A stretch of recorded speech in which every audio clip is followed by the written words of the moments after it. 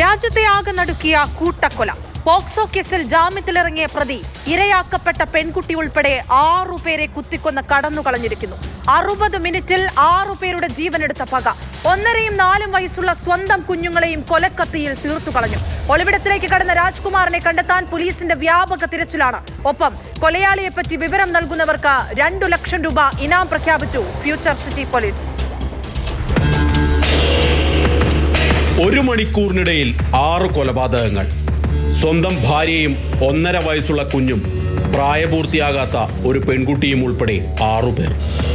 മനുഷ്യ മനസാക്ഷിയെ ഞെട്ടിക്കുന്ന കൊലപാതക പരമ്പരയാണ് കഴിഞ്ഞ രാത്രിയിൽ തെലങ്കാനയിലെ ഷാബാദിൽ അരങ്ങേറിയത്.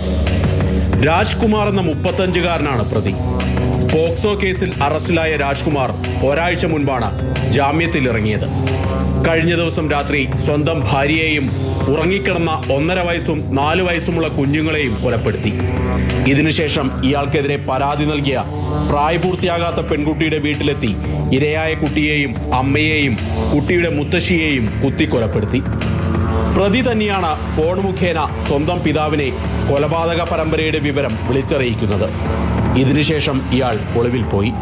പ്രതിയുടെ പിതാവ് നൽകിയ വിവരത്തെ തുടർന്നാണ് പോലീസ് 2 വീടുകളിലും എത്തുന്നത്.